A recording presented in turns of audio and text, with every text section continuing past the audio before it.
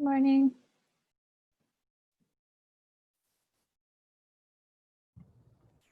Hey, Corinne. How are you? I am good. How are you? Good. I'm in Minnesota now, so I Congratulations. have a Martha's Vineyard background. Should I put up my AVIXA background? Yeah, you totally can. It's more, promotion for you guys.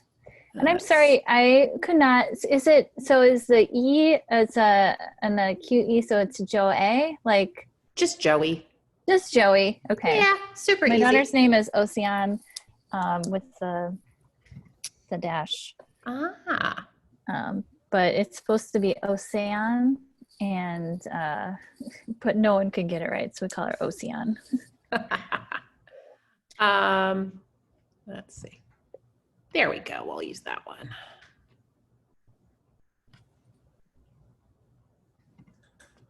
And then I'm going to go ahead and slideshow. So it is a smaller group today. Okay. It's about, I'm hoping we have 20 people. It's just what happens with the paid events. I think That's okay. But we can always, it's a trial. These are always like trials, and then that's why people end up doing free events. And that's why we end up doing the lunch and learns. But we understand it's not, people just don't have the money right now to do that either. So Yeah. Okay. I think I've got this under control. great. I'm gonna actually make you, my internet seems to be pretty good here, but I'm gonna make you co-host just in case.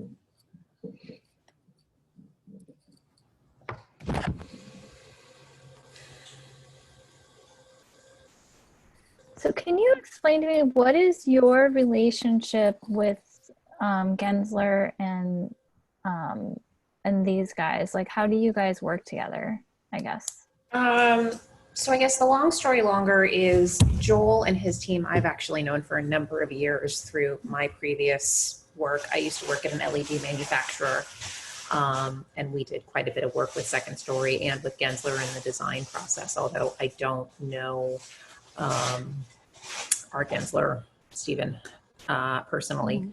But through AVIXA, as the industry organization, what we want to do is make sure that all of those parts of the ecosystem are coming together and have a place to come together. So individually, Stephen would always be a member of AIA, right? Like that's his wheelhouse, and it is for Joel as well. But if they want to know in depth what's going on in audiovisual and they are looking for partnerships, then we hope that we can bring them to our campfire and we can all get along. Oh, nice. Okay. Stephen, I was talking about you as if you weren't here. I just joined. How are you? Good, how are you? I am excellent, thank you. What's new?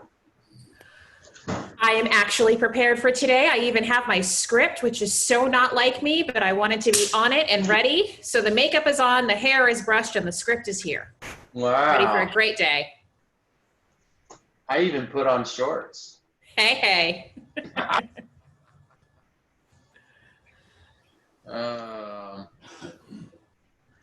How's the weather out there? Where are you? Well, I'm in Atlanta. You could be anywhere you want, actually. Yes, I could. I'm in, I drove to Minnesota over the weekend, so I'm in Minnesota, but I have a Martha's Vineyard background instead of my dad's office. I love it. This is my favorite place on the planet, so. Good for you. I've never had the opportunity to go there. Oh, I used to go every Memorial Day weekend. I got married there. I was supposed to get married right here, but then there was a hurricane, so that didn't happen, but still my favorite hurricane. Which one? It was a smaller one. It was called Hurricane Helen. And there were like 25 weddings on the island that weekend. And oh my goodness. Luckily, we didn't have our scheduler ceremony at the lighthouse, but the party was supposed to be just on the other side. And then luckily the town of Aquina let us use their, it's Joel, right? I'm gonna let him in, sorry. Yeah, so they let us use their town hall, which of course it was nice. That's good. Yeah. I'm not sure my camera stays there. Well, it's 100 degrees here in Texas, so. Oh my goodness. Yeah, we drove near there. It was so hot. It was like 109.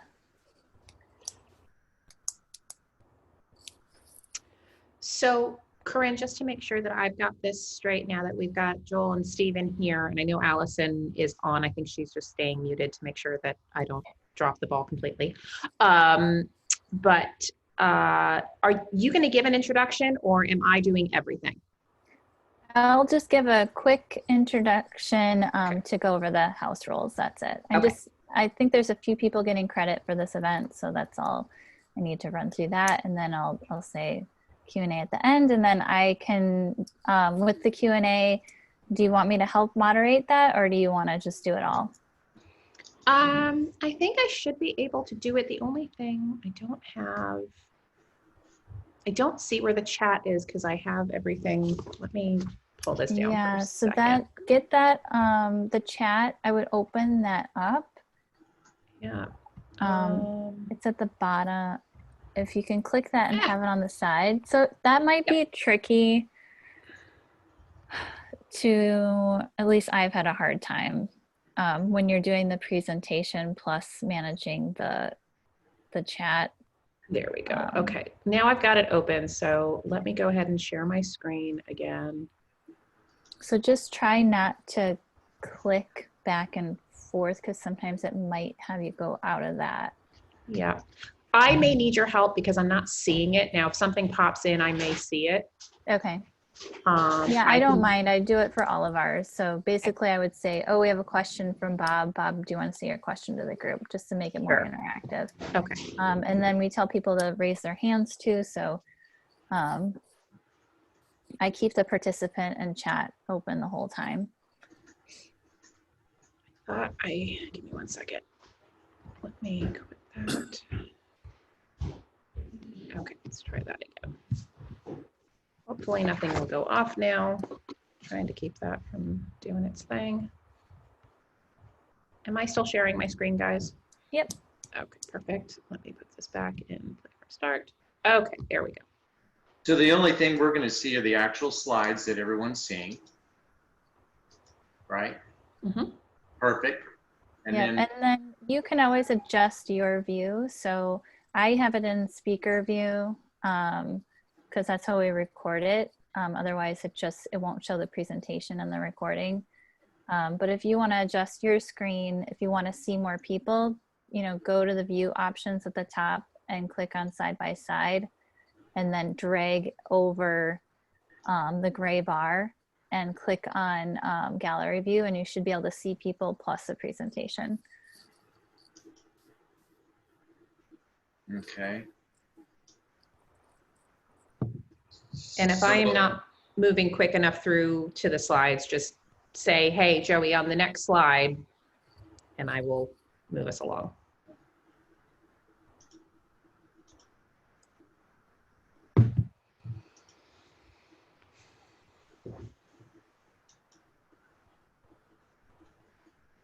So I'm seeing. Joey. I'm sorry? I said I like your background. I figured it was better than there's already cats whining going on, so at least this way nobody can see them. I have to put up a green screen because my computer's old, so it doesn't work without a green screen. So I have like this. I've had to do it for a few meetings. I have this like old tablecloth. It's green. I just tape it up to the wall. It worked great. If I had realized I was going to use my AVIXA background, I probably would not have worn colors that clashed so dramatically with it. But at this point, it's already happening. So. Contrast. Good contrast.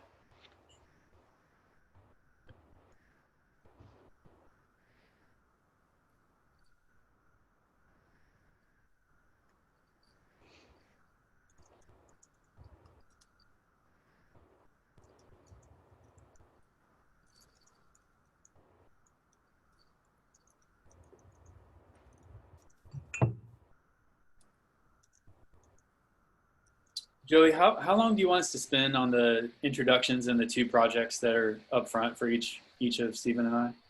I'd say 5 to 8 minutes. Cool.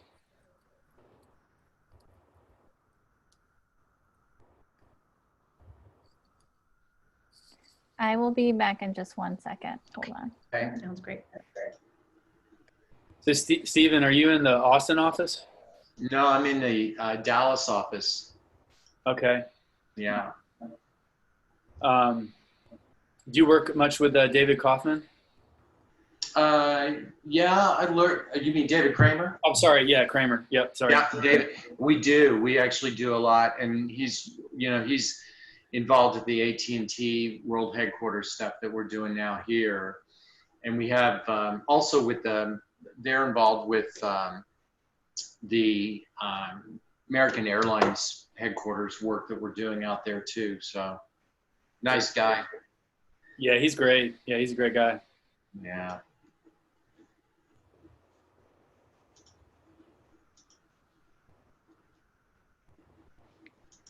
Yeah, we had the virtual SEGD awards last week, and I got to catch up with some old colleagues online. I saw Gensler won, I think it was the Dog Museum. Oh yeah. Yeah, so I'm friends with Adi Maram. She's works out of the New York studio there. We used to work together. It was cool to see because I remember her talking about it years ago or whenever. Very cool project. Interactive. Lots that you can do with it. I can't wait to go see it in person. I just haven't been able to get there, obviously. So beautiful work. Where is that museum located? Is that DC? yeah. Okay. Yeah.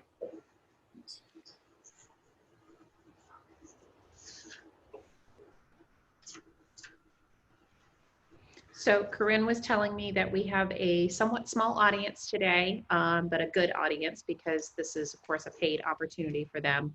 But we've got about 20 people on. And then after this, of course, we will be sharing the video across avixa.org as well. So I think it will continue to garner traffic and views, which is fantastic. And I think it's going to be, I know it's going to be a wonderful webinar. It's great. It's not about the quantity, it's about the quality, right? Exactly. 20 good people is better than 200 not so good people. Right? Much agreed.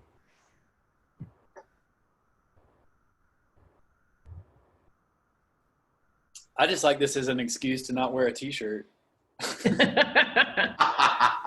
Yeah. Actually put on like work pants today. It feels good. I feel like somewhat normal. My boyfriend walked in the bathroom this morning and he's watching me as I'm putting on all this makeup and he's like, "You're doing something today." I was like, "Yeah, I have a webinar with the AIA," which is one of the few things that he can recognize about what I do. And he's like, "Oh, really? That's super cool." So I was very impressive this morning. It's great. It's kind of nice to, get all presentable every now and again. I think I've gotten too used to working in shorts and t-shirts and flip-flops. Yeah. It's going to be hard to go back to that if we ever go back. I don't know, Stephen, what was your commute like before? Well, when I lived in LA for 10 years and my commute was like maybe 30 minutes to get to work. And now I love it because it's less than like 5 minutes. I live really close to the office, so I'm lucky in Dallas. Really fortunate. And I've only been into the office a couple of times. We're just really discouraging anybody from going in there. And we have a brand new office. So, it's disappointing, but we'll get in there soon enough. It's tough right now for a lot of people. I mean, a lot of it is about the culture, right? Your culture of your office, being away from people and missing all of that. It's tough. So, yeah, it's been especially hard for some of our team who spends most of their time in the lab making things. Yeah. We basically had to just co-opt people's garages. And, it's kind of funny just to see like how we can get by with not a lot and still somehow manage. Joel, your space is relatively new as well. Yeah, we just moved like, oh gosh, wasn't that long ago. Yeah, we were still getting settled in. But I don't mind. I mean, my commute, where we moved to, my commute got double what it was before. So this is great because I have two hours back to my life every day. I don't listen to as many audiobooks, but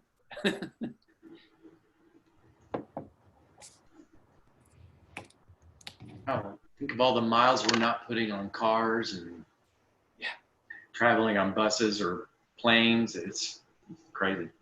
I've gotten gas twice since the beginning of March. And the only reason that it was even twice is because I have a brand new permitted driver who has been dying to get out on the road. And otherwise I'd be going nowhere. You got a teenager?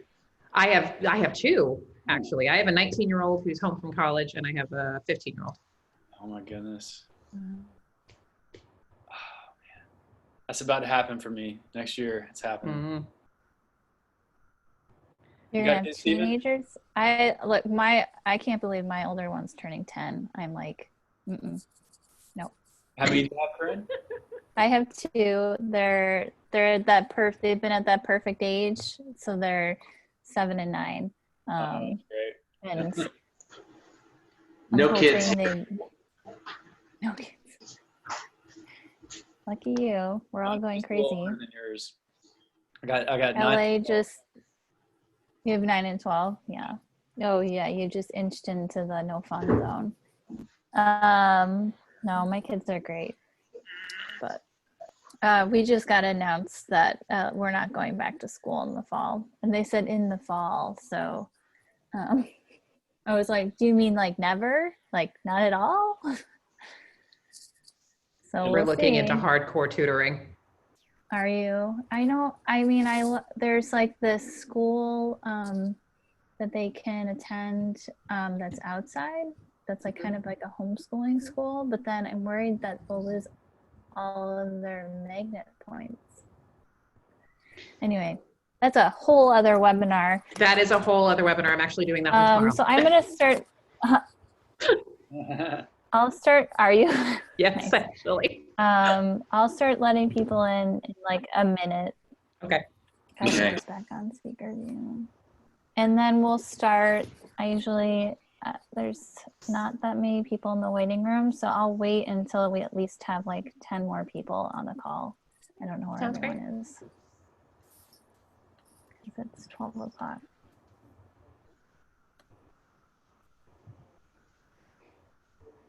I think if my kids were the age of yours, Corinne, I probably wouldn't be quite as concerned because they would still listen to me when I said things like read a book. But at 15, it's a good age for this to happen, and we're not dealing with like end of 5th grade yet and all that stuff. So yeah. But I've got one getting ready, dealing with SATs and, college bound. So it's who doesn't listen to me when I say pick up a book? Yeah. Oh. Attitude kicks in. All right, I'm gonna let in these folks. It's only 3 people waiting, so we'll hold off for a little bit. I'll tell people we're holding off.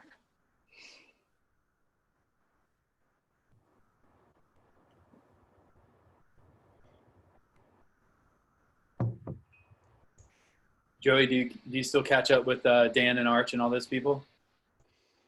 I may have been left out in the cold. Oh, really? I think that's what happens when you leave. Okay. I still catch up with my team, my marketing team, but no, I haven't heard much from the sales guys, unfortunately. I could see them being that way. Yeah. Yeah. When you're out, you're out. Yeah, a little bit.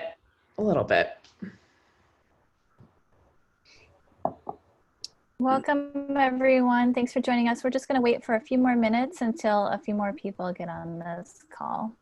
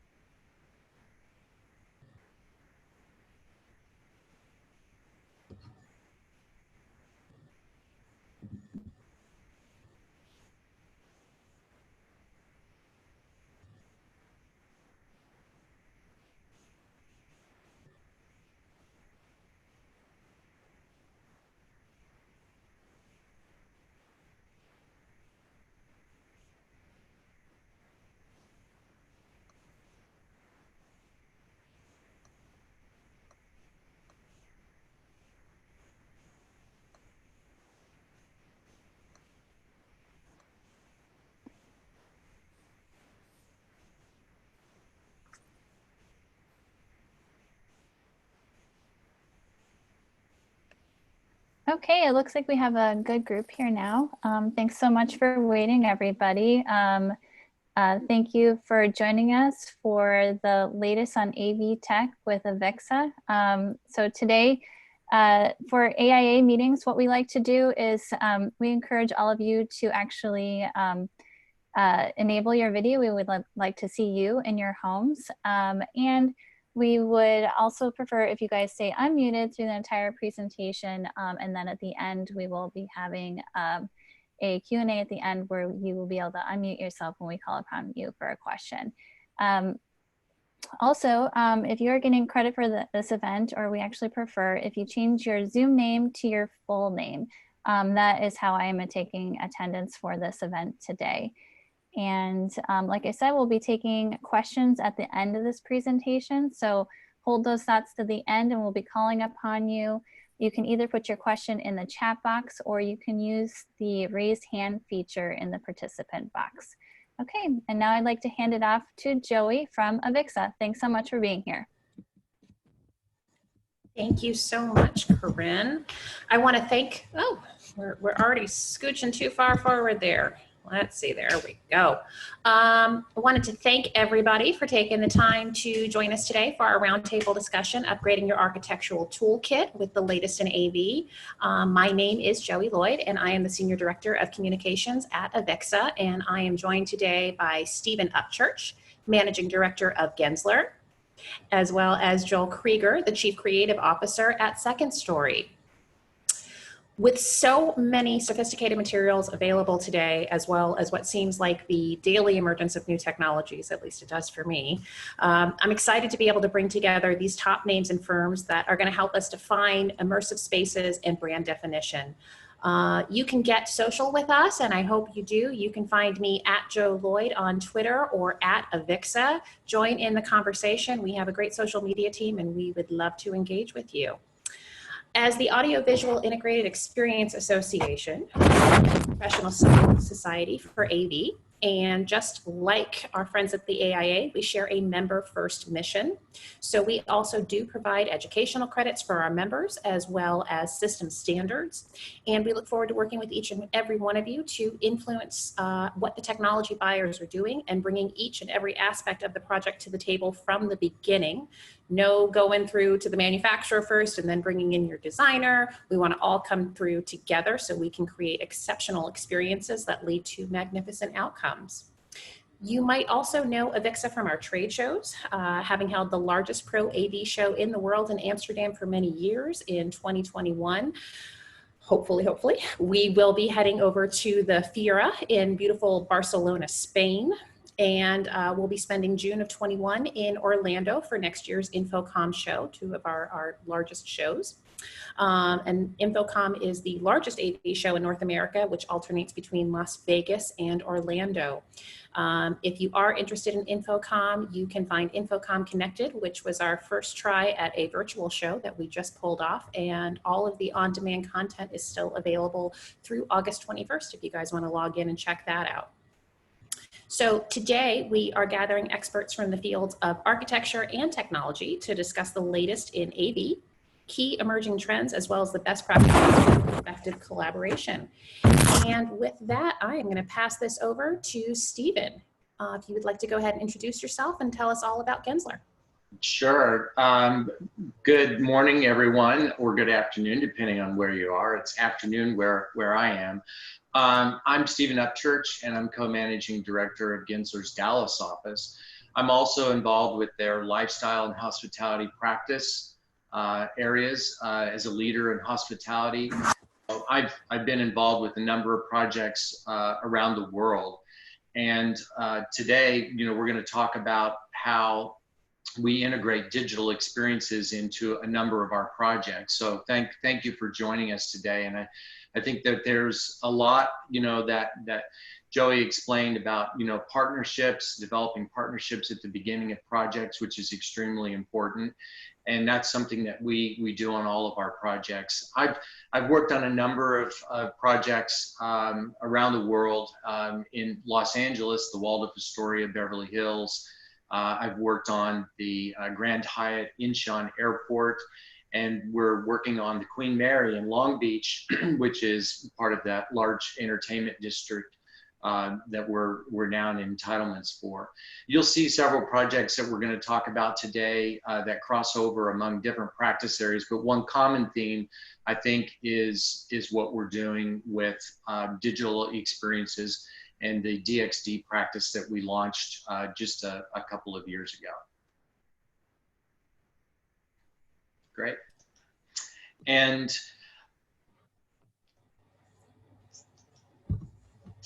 Do you want to tell us a little there bit we about? go. There we go. I'm looking at the Excellent. slides. And so many of you may know about the Icon building that Gensler worked on in Hollywood. And within that, it houses the Netflix new media and content creation headquarters. This Netflix project actually welcomes visitors and employees equally. At the ground floor, you're seeing this picture of a cafe that has a living green wall as well as a massive immersive LED screen that showcases Netflix most recent and popular content. And as we work with companies, much of the design is centered around their corporate and organizational cultures. And so it's important to Netflix to reflect the values of their culture, and while also having a large amount of flexibility to shift with the newest content and trends. So this is a way to use digital to keep it fresh. We see the role of digital experiences actually helping us smooth that integration and enrich the human experience through the use of these technologies today. And then this project, Delos, the creator of Well Building Standards, actually focuses on human health and wellness. And they engaged Gensler to design its headquarters in New York, and a branded digital experience that actually illustrates and becomes immersive. A part of their mission actually comes to life. So utilizing their own space as a method to visualize the building through sensory technology and data, Gensler actually crafted 2 digital experiences expressed in real-time visual renderings to educate and interact with the guests and the employees. Now in the age of COVID-19, we see this type of work growing as we look to help our clients analyze information about the health and wellness of their employees and guests that are in their offices. They need to program these offices for a healthier environment, and they have more control through digital technologies and IoT over who and when employees and guests can actually enter and use the space. So we see more people relying on the Internet of Things and things that are getting more comfortable using this technology to inform and program through the use of digital. And I wanted to note that, Vodafone actually reports that 34% of businesses are now comfortable using IoT. And they also noted that 84% of those who have actually adopted IoT are now more comfortable than they were a year ago using that. And I know we're going to talk more about that shortly. Thanks. Thanks so much, Stephen. I really appreciate it. It's great to hear about the work that you guys are doing. And with that, Joel, if you want to tell us a bit about yourself and Second Story. Yeah, thanks, Joey. Hello, everybody. Joel Krieger, Chief Creative Officer at Second Story. I'll be real quick about who we are. Second Story is an experience design and technology company. We basically partner with architects and integrators to create interactive experiences in the built environment. We've been around since 1994. We have a bit of a strange interdisciplinary team you don't usually find sitting together under one roof. So our practice is all about bringing together, experienced designers, industrial designers, visual effects people, software and hardware engineers, to kind of create and explore what's possible. And because our work is really centered on this blurring liminal space between the digital and physical, our practice is centered around a lab. So each of our studios has a workshop that's just really meant to facilitate this process of designing through prototyping, so that you can de-risk your investment and still get at something new. I think we're going to share 2 quick projects to give you a sense of where we're coming from. This first one, Sanford Imaginetics. It's a genetics company in South Dakota. This is an interactive light sculpture. So essentially what happens here is when someone's kind of showing up to a regular doctor's appointment, we're trying to disarm them and get them comfortable and curious about this idea of genetic medicine, so personalized medicine. And so there are 2 floor displays that elicit either a voice or a facial input. And then that biometric data triggers both an on-screen visualization and also is mimicked by the pattern animating in the lights above. But it's I think starting to get at how do we use screens, giant glowing screens, but also start to use different elements of the environment, kind of all as one unified canvas to help people understand a concept or get curious about learning something new. And then this next one here, this is called Unified. There's a new development in Charlotte called Legacy Union. It's a series of buildings. And this is, I think, a good illustration of kind of where the world may be headed in terms of content creation. So this is generative real-time media, which is a bit of a different paradigm than most folks are used to thinking about creating content and putting it up on a screen. How it works is, instead of creating files in 3D and rendering them out into a fixed movie that is a fixed time and a fixed content, it's more like a universe created by an algorithm. So what you're seeing is actually being generated in real time. So it's not only visuals, but it's also sound.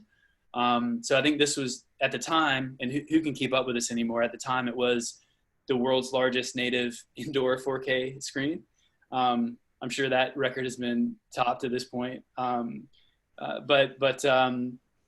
think I wanted to share this because it's a good example of, I think there's a lot of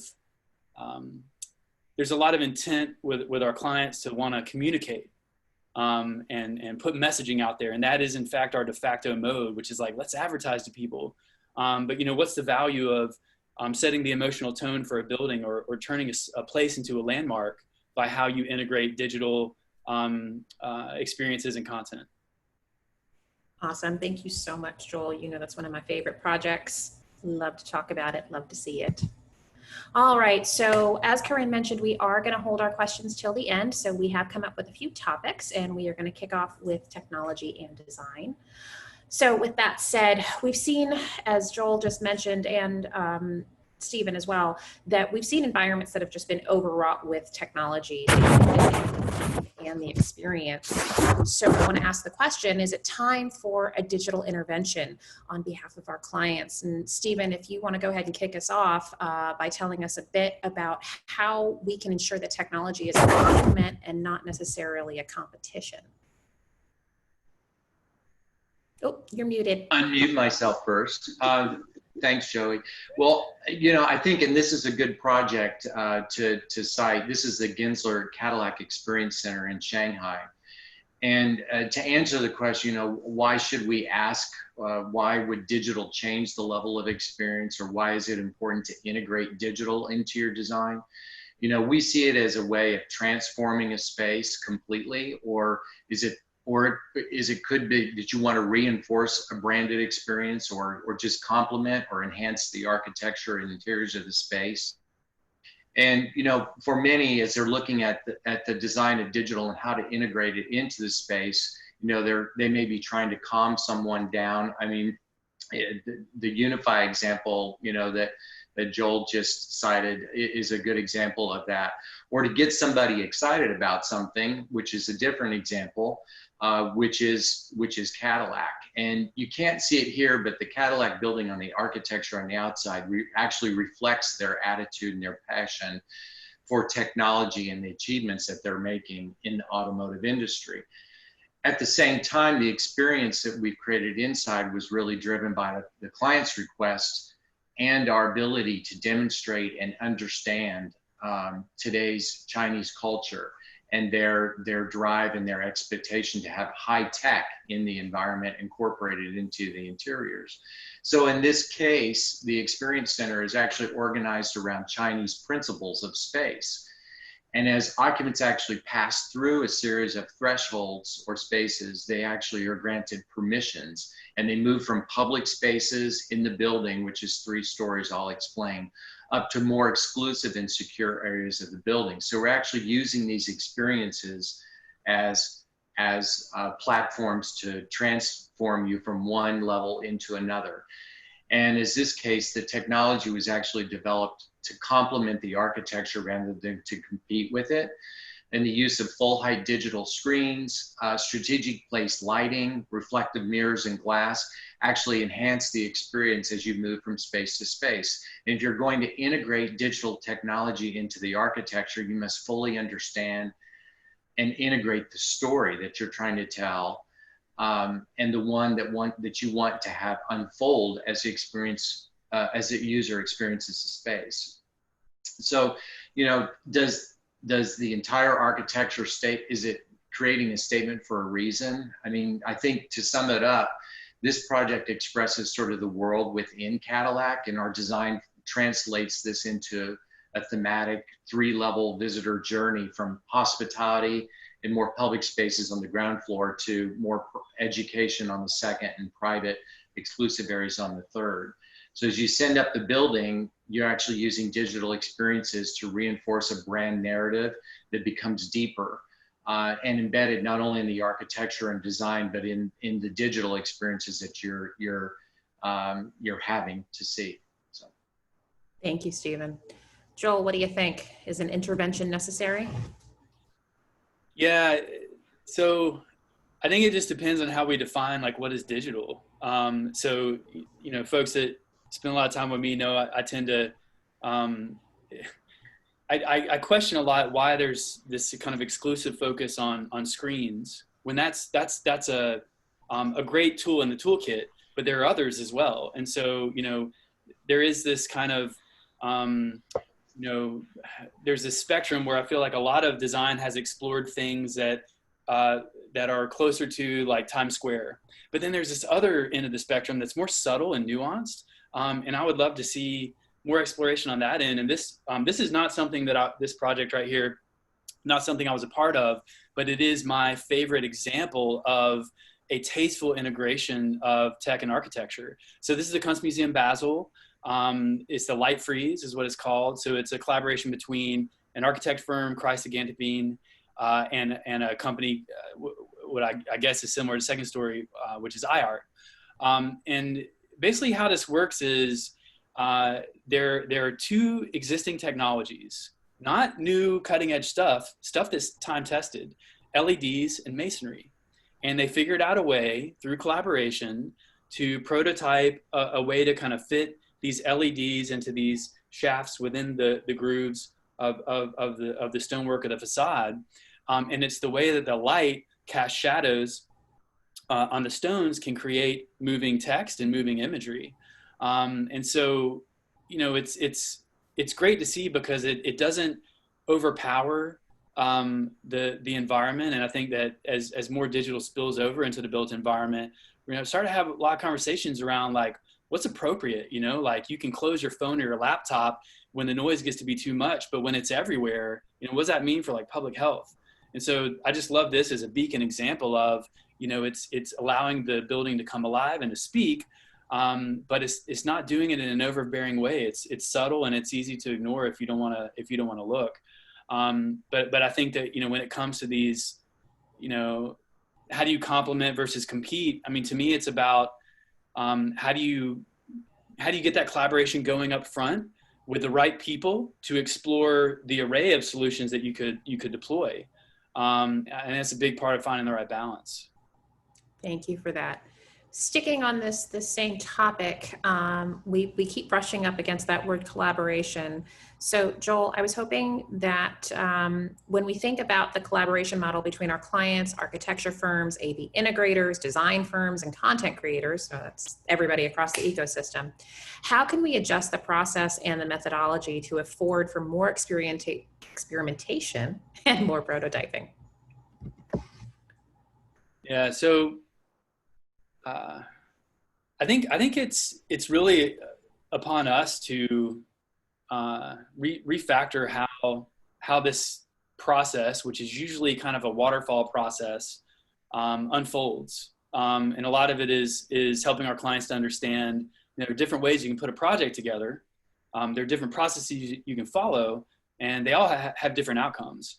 The image that you're seeing on the screen there is just a shot from inside our lab, and it shows a very rudimentary lo-fi prototype of a media bridge that we're working on in partnership with Praxis Architects. And the whole idea here is just, hey, let's together rethink what's the best way to imagine and then kind of realize this abstract thing that is an idea of something that could exist in the real world. And the best way to do that is by making something together at the very beginning. And us all standing around this landmark and talking about it and trying things and seeing how it looks and how it feels. And then over time, iterating this thing from lo-fi to hi-fi. And what that allows us to do is to avoid any assumptions about what we think might work or how we think people might appreciate or experience what it is we're making. It allows you to kind of test and refine it. And so, it's interesting to see all the different ways that we've been pulled into processes, design processes, and sometimes we're involved early on. More often than not, we're pretty downstream and either pulled in by an architect or an AV integrator. And I often like to imagine, hey, what would it look like if all those folks were involved from the inception and everyone was working together openly in a partnership? I bet we would see more truly integrated works like that, that light freeze that we talked about. So I think what we got to get to at some point is helping to affect how RFPs are written. And I think that, I'm starting to notice more and more folks who have probably been through not so great experiences of how you corral all these partners are getting wise to, well, maybe we want to structure this a little bit differently. So I think it's just something we have to chip away at. Thank you. Stephen, what do you think about innovation and prototyping? How does Gensler take a look at that?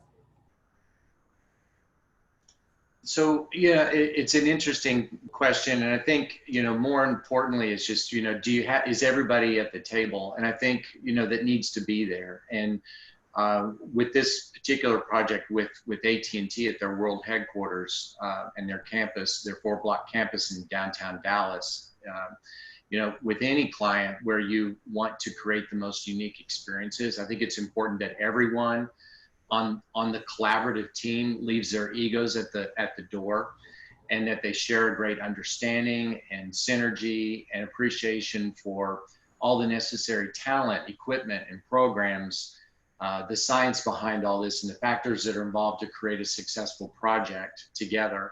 The only way to do that is to build the team with everyone, and through a bigger team, I think you have more innovation. In many of our projects, we plan and experiment with a variety of technologies and vendors to better understand can be applied and best used to project content, on ceilings or walls or on screens, and how that can be timed to be interactive, an interactive experience with light and sound and visual. And I think the only way to do that is to truly be innovative. You have to think about the scale of a space and the tools that you have to work with. Obviously a budget, you have to start with that as well. And I think with the AT&T Discovery District campus, we created a new home for one of the world's top 10 telecommunications companies. And to do that, from the inception, we actually worked not only together with the client, but we also worked with all the different consultants as well as the city of Dallas to get all of this permitted, signage permits and all these other things that you have to do up front. But if you envision the project together and develop strategies from the beginning, I think you count on each other to be innovative together to come up with solutions. And so, one of the solutions that we came up with that you're not seeing in this picture, that you could just pull it up, is this 6-story video wall that has this major present that faces Commerce Street in downtown Dallas. That's all a part of this interactive experience across the 4-block campus that we worked on. It is an absolutely beautiful project. Beautiful to look at. Moving us through to business goals and return on investment. Joel, we talked a bit about collaboration and even digital interventions, but how do we help our clients set clear goals and KPIs? And can we help to influence their RFP, which I think you said we can, during the procurement process and set up the entire team for success? Yeah, so I think for me, this comes down to like why do something digital? And historically, I've seen this pattern of what I would call screens in search of a problem to solve.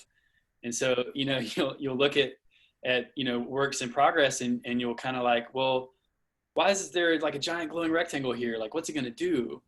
And sometimes it's only at the very end to where all the work is done to kind of figure out, well, this is the type of content that we want to have on it, and these are the implications of that. So to me, it's like, kind of, how do we zoom out from, everyone wants to innovate, everyone wants to do something new, but there's got to be a clear purpose for it. Otherwise, we're going to be like reverse engineering a reason for something to exist.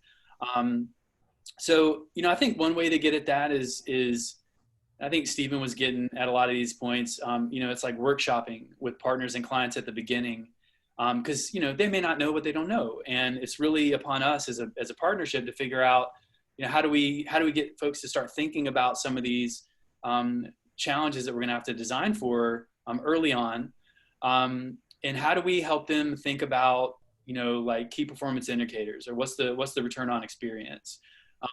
Oftentimes, these things are like quantified, things, but I actually think the most interesting goals are qualitative. So how do we get clients thinking about valuing, if it's a workspace, how do you value how you make your employees feel? A reason for something to exist might be you want to keep them informed, you want to keep them feeling connected to their colleagues. Maybe you want them to feel proud to work there. Or like appreciated for things that they've done. How do you like bubble up, achievements and things like that? Or just like Zen, what's the value of making someone feel like calm and like physiologically productive? And this image up on the screen is just, it's a thing we did for Comcast headquarters. Well, I thought it was a good, interesting example of like a digital intervention that has a clear purpose that's connected to the activity of what's happening. So how it works is you can basically give a shout out to your employees or your colleagues if they did something good or they had an anniversary. And so the idea would be, when you badge in, like the building knows you're there, and all of a sudden, like celebrate your 15 years here, which is a much cooler way to do it than just getting an email. Absolutely. Stephen, how do you think that we can move forward for success for our clients? Yeah, well, on existing projects, let's say, as I'm going to cite an example, I mean, there are more immediate actions, and today we're looking at taking people back to the workplace and back to the office, and you may have to come up with some simple solutions up front that can be easily integrated into an existing building or an infrastructure. But then you also need to think about the long-term value, about what the future is going to hold, and how those technologies and experience can be developed over time to improve it. And I think, engaging our clients up front, ensuring the project success through this RFP and procurement process is really, really important. And I think you need to, there's several things you need to consider. I think you must set priorities and a baseline, including how you're going to implement the project and establish space parameters for the area under construction. You have to, in that case, you may have to consider factors such as natural light or artificial lighting or day lighting and the height or volume of spaces. I think two, you have to review, who are the providers necessary and available to help deliver the project. Get to know who those vendors are that are out there that are available to you before issuing formal RFPs that include the scope and budget. Pull them in and have them help you generate the scope. I think you need to finalize what technologies you're going to be applying to whatever it is you're going to do. that will help you manage the installation, assess the potential effectiveness when you're completed of the proposed solution.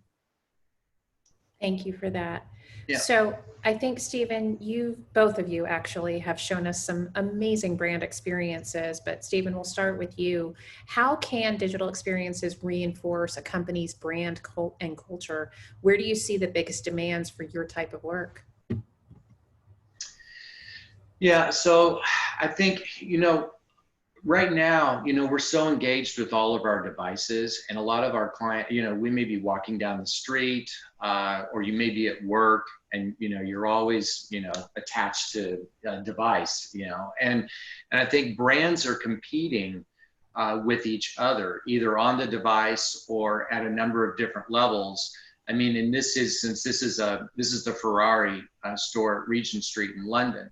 When you can distract someone even for a second from their device through the use of digital technology or AV, you can create a memorable experience that's unique and different. And it can reinforce the culture of a brand. In this instance, using Ferrari as an example. The biggest demand in our work right now is creating multi-dimensional, multi-sensory entertainment and educational experiences. People want to learn something, they want to be entertained. And whether you're reinforcing a brand, a culture, and its rich history, like we're trying to do here with Ferrari, just through window shopping, or you're at a headquarters campus like AT&T, or even in Joel's example, using Unify. I mean, these are all different types of experiences, right?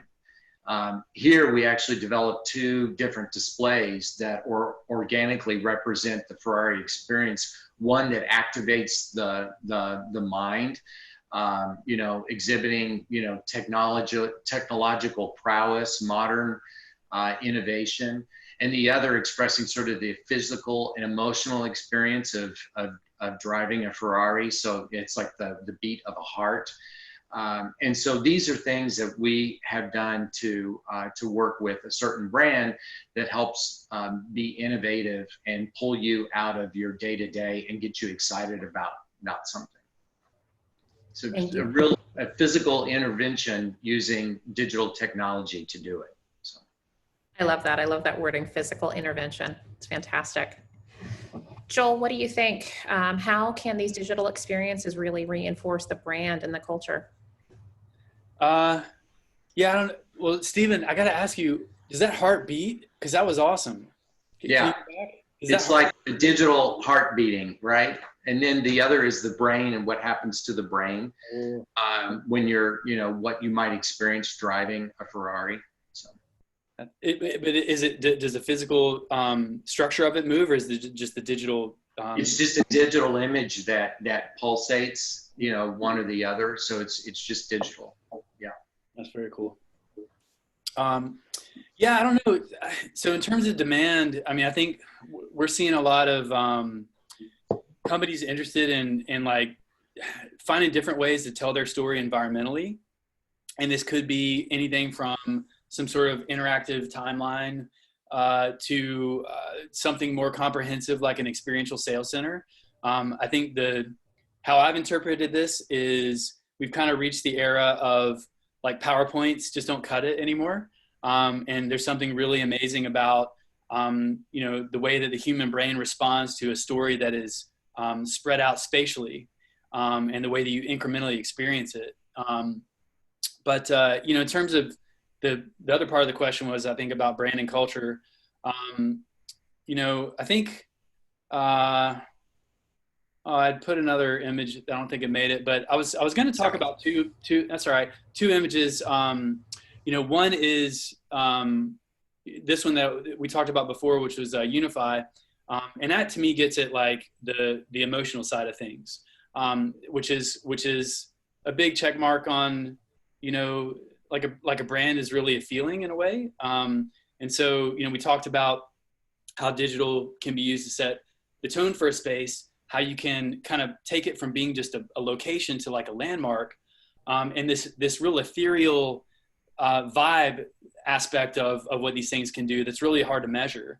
And then from a culture standpoint, You know, there's another project that comes to mind. We worked on something years ago with Bellsberg Architects, which was this piece at Occidental College, and it was like a common space in a wall with lots of different screens, and it basically surfaced what the students and teachers were working on.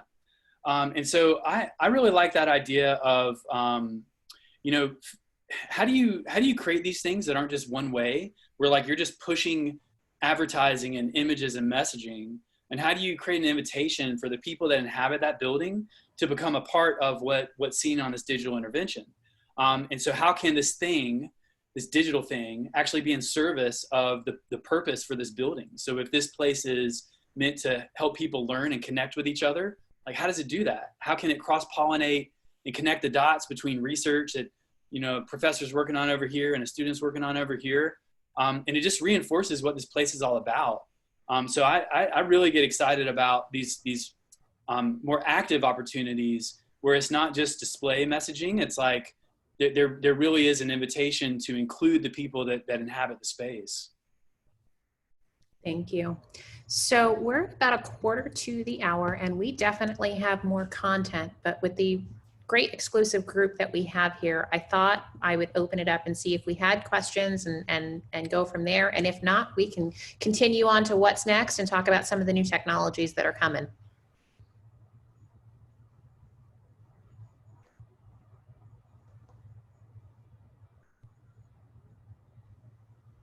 I see all the excitement. My hands raised. There's usually a jumping off point. Just takes one person to ask a question. But maybe moving on to what's next, and then hopefully people will have questions after that. If not, I always have a question. Well, this is Mike Dennerberg from Vantage. I'll jump off. Thank you. Doing a lot of these types of projects in the past for companies and looking at it. And Joel, I like what you were talking, and Stephen, you as well, about making sure all teams, all people are represented at the meetings and the conception of these ideas. And so I want to just kind of, as doing this and bringing teams together, I want to go back and get your ideas of, you know, how do you go about developing content? How do you go about the visioning process, finding and selecting the content developers, and visioning that with people and storyboarding a concept with them? Can you talk about that a little bit? Because I know that's an important part of this, is making sure that that vision, and you have a partner on there creatively to help get that digital content created. Mm-hmm. You want to take that first, Stephen? I mean, I can start, you know, and just through using a hypothetical project, it's in my head as an example. Obviously, it's a confidential one, but you know, that would be a direct question the client would ask. And I think the first thing is, you know, what is the story that they're trying to tell? Very, very important, because you mentioned, you know, how, you know, storyboarding, and then also, you know, you need to understand, you know, to what extent, you know, what level are we talking about? Is it a small experience? Is it a big experience? And obviously money comes into play. What kind of a budget are they on? A lot of times you can do a lot of work by putting up many screens and incorporating sound and digital experiences and everything else, and even interactive. But the content is important. And if the content doesn't help tell the story and bring it to life, then you've failed. So you really have to understand, working together with the content developer, to what extent you can really bring that story to life. So we spend a lot of time storyboarding and visioning with clients in a room, just crafting the entire story on a wall. It would be, the room may be filled with notes and all of this stuff about what it is they're trying to achieve. And then you need to also get the content developer. If it's not us, get somebody that's developing the content and the technologies in the room together with you to look at what it is you're trying to achieve. Joel?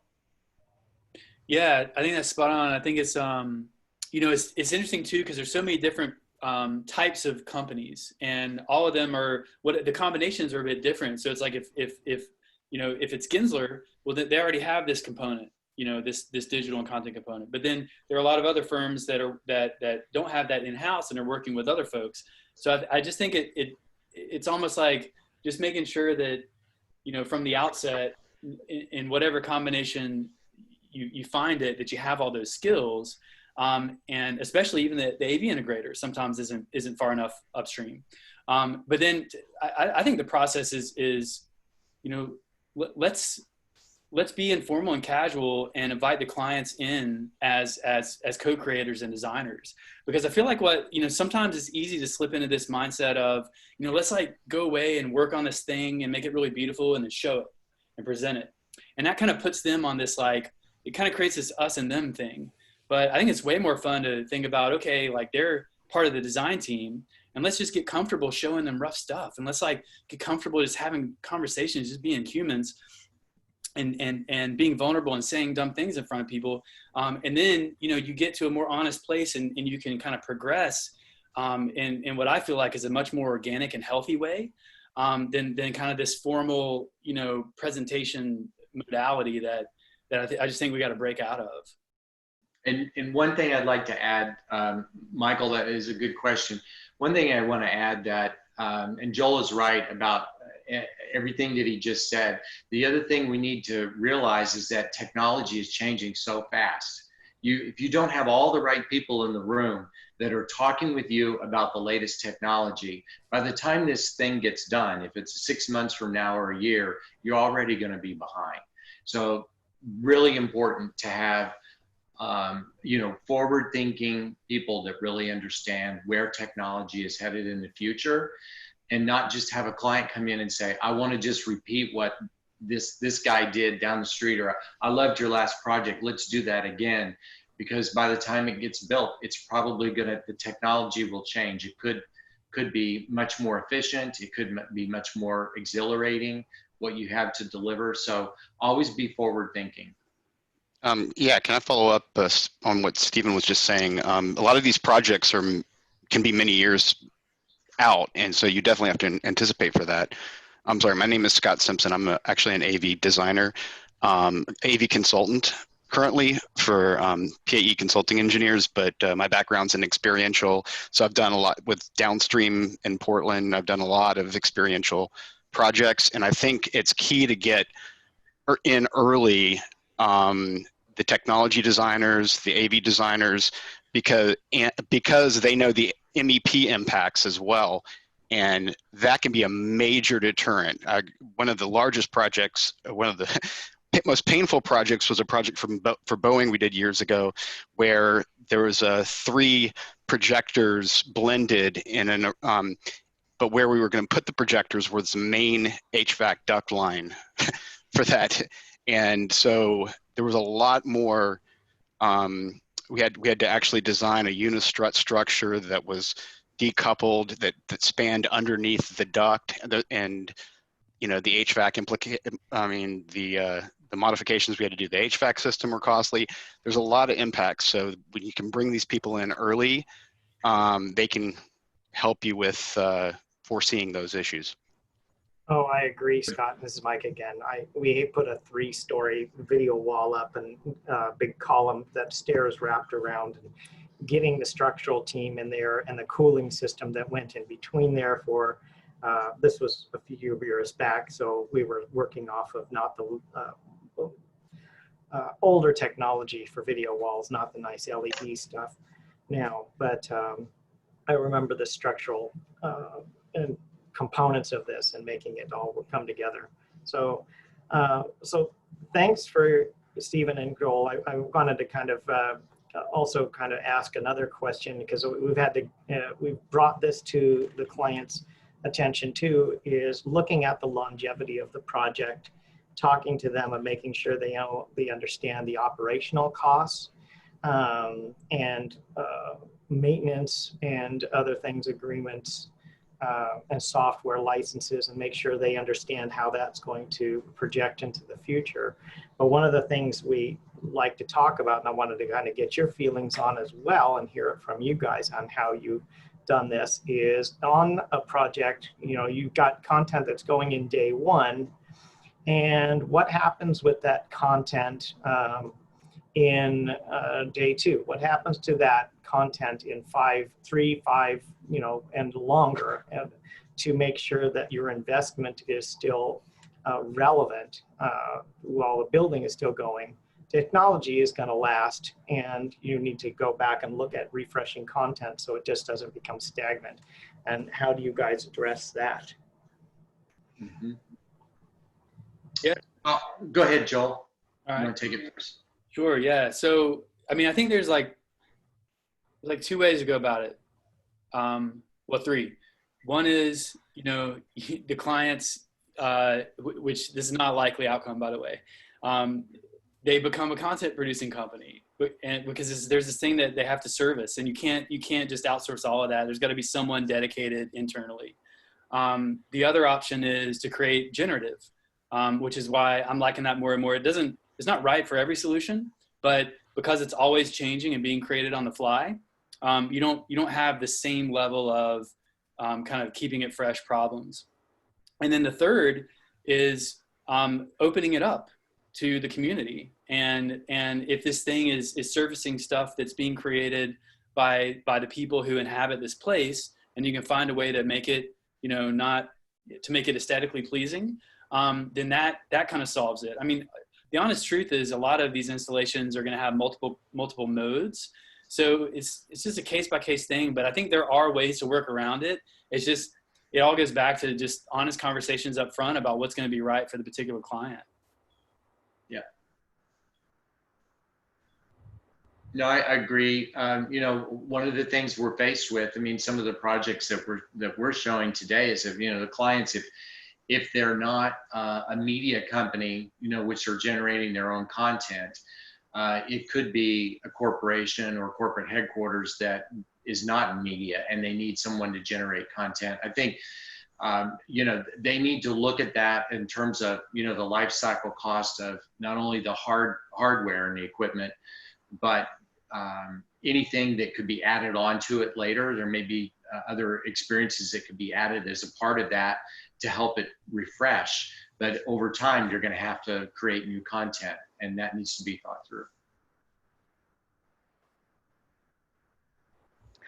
All right, guys. So we are at almost 5 minutes to the top of the hour, and I know we started just a few minutes after. So I'm going to take us into a lightning speed round and ask you both to tell us in this well, we're not quite post yet, are we? In this pandemic world, both of you, Stephen, we'll kick off with you. Okay. Tell us how AV is going to play a role to bringing us back into the corporate space, into public spaces, wherever we got to go. Yeah. I think for us, what's next and what we're being asked to do, the primary scopes of work right now really involves a lot of different things. Density tracking and optimization solutions of those people in the workspace. I mean, how many people can actually go in? So that includes digital distancing indicators and software that we are using to do that. Digital and physical signage and content upgrades of that signage throughout the space needs to be updated. Touchless entry is going to be important. Health screening and monitoring. And then that health screening and monitoring paired with apps for employees to know if there's an incident in a space. Controlled and managed curbside deliveries and pickups, so people are not coming in and out of the space if it's an office. Space planning and social distancing are going to be important, and I think even mask scanning is something that we're actually talking about right now. So I think the process the processes involved are, set your priorities first, what's most important, review the providers of the technology that are available to help you do those scopes of work that I just talked about. And then how do you manage that installation and assess the solutions that you may be coming up with for your clients to get them back into the workplace safely. Thank Joel? you. Yeah, no, I think that covers it pretty good. I mean, I would only add, I think this is much broader than AV, so there's like this technology component that can certainly be helpful, which is, and we've been exploring a lot on the whole zero touch front, like what are ways, because obviously, no one wants to invest a lot of money right now in like overhauling your digital infrastructure, but like what are ways that you can retrofit what you already have to kind of remove, points of touch, which I just think is a good idea anyway, to have environments that interact with you and not the other way around. But then there's like the emotional component of it too, which we talked a lot about today. So how do you, it's like safety is the paramount thing you're designing for, but if you're creating a distance queue out front of an entrance, that may make people feel safe, but also make them feel impatient. Or if you're doing temperature checks at the door, that might make people feel safe, but also maybe a little anxious or weird. So, how do you incorporate that experience design component of it to make sure that whatever you do physically and with technology, that you're taking into account the human factor, the psychological factor as well. And I think we're going to maybe share this tomorrow on secondstory.com/adapt. We're publishing some experience guidelines around that may be helpful as you think through these design challenges. Thank you so much. So Joel and Stephen, I want to thank you for joining us and taking part in this. I think it was a great conversation. I want to thank our audience for getting engaged and involved. That was fantastic. Joel, tell everybody how to get in touch with you. Oh, yes. Yeah, you can find me on LinkedIn. I don't do a lot of the social stuff, but I'm on LinkedIn. Or Second Story Instagram handle is good too. Yeah. Thank you. And Stephen, how does our audience get in touch with you? Please feel free to email me. It's Stephen with a V _upchurch@gensler.com. I'm also at LinkedIn, so hit me up on LinkedIn. And I look forward to hopefully more discussions with all of you. If there's anything we can do to help you out, let us know. Thank you. And my name is Joey Lloyd. Again, you can find me at Joe Lloyd. You can find me on LinkedIn, and you can absolutely find us on avixa.org. And I hope that you will stop on by and check out some good stuff. And with that, Corinne, I want to thank you for having us today. Thank you guys. This has been really great. I learned a lot, and can't wait to see what else you guys make. And thanks for everyone for joining us, and to Stephen and Joel. Thanks. Thank you. Okay, I'll end the meeting. Thank you, everyone. Have a great week. Be safe out there. Bye.